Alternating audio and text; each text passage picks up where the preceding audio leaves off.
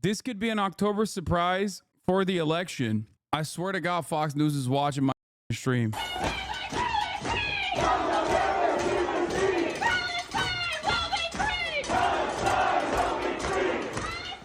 Well, there you hear it. Pro-Palestinian chants ringing out in Cornell this week, Cornell University at the library there, echoing the horror seen across college campuses last spring. Now, universities are bracing for a potential new wave of protests. Joining us now, Fox News contributor and former retired NYPD inspector and lawyer Paul Morrow.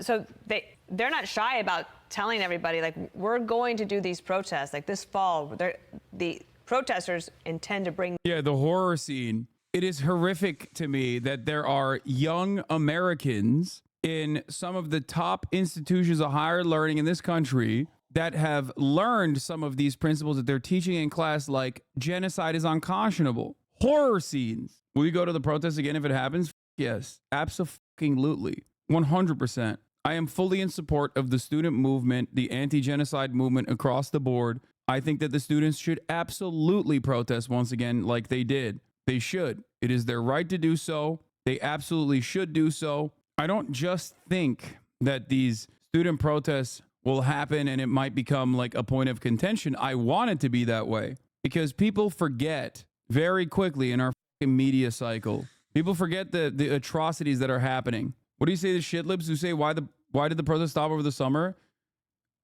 There's no school. My biggest fear as a Palestinian is that people will stop thinking this is cool. Yeah, I know. The Kamala Brat summer momentum. What do you say to people who say the protests are disrupting other students' education and classes? Fucking bullshit, dude. Fucking shit. It's not. That's just a lie to try to fucking squash free speech from happening. That's all it is. For the record, a lot of this stuff also is non-Palestine related too. I just want you to understand, like, when they say this is a no-no, they mean like striking is a no-no. This is why I am fucking telling you this doesn't stop with Gaza. This doesn't stop with pro-Palestinian sentiment. This doesn't stop with anti-genocide protests. Every single thing that they're saying, literally all factors against picketing. It's just, you can't strike. And I think a lot of people don't understand that, okay? A lot of people don't fucking comprehend this. It will come for you as well. If you right now think, those are Palestinians, I don't give a shit. They're far away. Who gives a... Oh, man, these students, like, they're making me feel bad. I just want to fucking, enjoy my brass summer. One day, you are going to have a cause if you do not care about this. I mean, this community is the worst place to say this because everyone obviously in here cares about this. But like one day there is going to be a cause that you do care about. Yeah, this will affect all communities. No BLM protests, no pro-choice protests, no Me Too protests, no protests against far-right goons either. The pain to the universities. Yeah, in some instances, this has already started. They've done some vandalism. There's been some protests up at Columbia, which seems to be sort of becoming ground zero for this stuff. Arrests are being made at the University of Michigan. Things already happened. For instance, pro-Israel groups have already protested in March, demanding that the protesters on the other side unmask themselves. Why? Because New York City is concerned about this, and they may be passing a law that protesters can't keep their masks on. So all this stuff now is going very much into the legal realm because Columbia had to settle a class action suit guaranteeing that students could get in and out of class.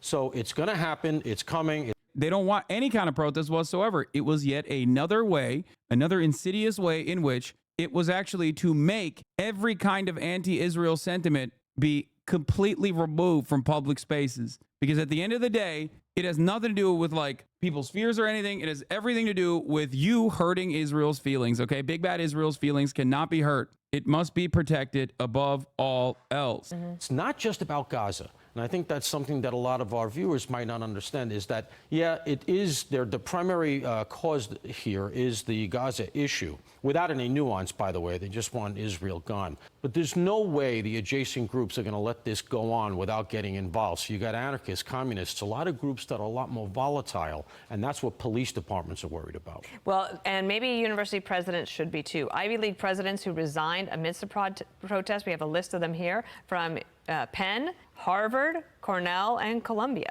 So what would the new university presidents do differently this year than before? So they've started. A number of the schools have actually put in mandatory training for new students that are coming in or returning. You have to take a class on essentially the First Amendment, but also what you're allowed to do and what you're not allowed to do. And the thing that they really seem to be trying to hold the line on is encampments. They don't want those permanent encampments where you got kids entrenched and now you got to peel them out. Here's an interesting thing that's also going on relative to prophylactic. Students for Justice in Palestine is one of the groups that's been very involved in the protesting. Their Instagram account. They're gonna fucking say it's backed by Iran with zero evidence. Do they not understand civil disobedience is literally breaking the law for a moral cause? Yeah, 100%. Ay. Bro, until labor unions back this stuff more aggressively, there's not going to be enough momentum on this, I don't think. Account has been one of the ways that the groups have been able to coordinate. Well, the number of those chapters of the Students for Justice Palestine have had their Instagram accounts suspended, taken down. Columbia is one of them. Looks like there's a couple of other schools. The same thing happened all at once. That can't be an accident. So you got to wonder, is it relative to what we see going on in Telegram, where the French just pinched the guy that runs Telegram? So, and that is the same issue, because Telegram was another way that these groups coordinated. So you're seeing a number of things. I'm not sure the Telegram thing is directly related to this, but it's part of a trend here where the comms, the communications, are being either shut down or closely scrutinized. What happened to that fucking TikTok ban, by the way? Speaking of which, speaking of Telegram, what happened to that fucking TikTok ban? Did Vietnam War protest groups in the 60s get accused of being Vietnam-funded groups or anything like that? Yes. Not Vietnam-funded, but yeah, funded by communists. What do you think the Red Scare was, Megaphonics? That's literally 100% civil rights movement. Straight up considered a communist movement, communist-backed movement, Vietnam protest, communist-backed movement. Every single time people have been on the right side of history, the American government has tried to violently squash these popular revolutionary sentiments and have considered it to be anti-American, anti-Christian, and also communist. There is some truth to that, by the way, but they also said the USSR was funding it. Gay rights, every single fucking instance of hard-fought civil rights movements have been considered to be communist and anti-American. Most of the students protesting, or at least very many of them, couldn't find Gaza on a map of Gaza. A lot of this, having been out there, I was embedded with a lot of them last week out at the DNC. A lot of them, this is just a flavor of the day. You know, you can see the distinction, if you're up close, between the various gripe groups and who really cares. You can see the people who have a real vested interest in Gaza, and you can see the others that are just kind of along for the ride because it's this year's flavor. But the bottom line is, Columbia didn't expel anybody from last year. All the charges, for the most part, were dropped against everybody, including the ones who vandalized and occupied Hamilton Hall. And held the custodian hostage.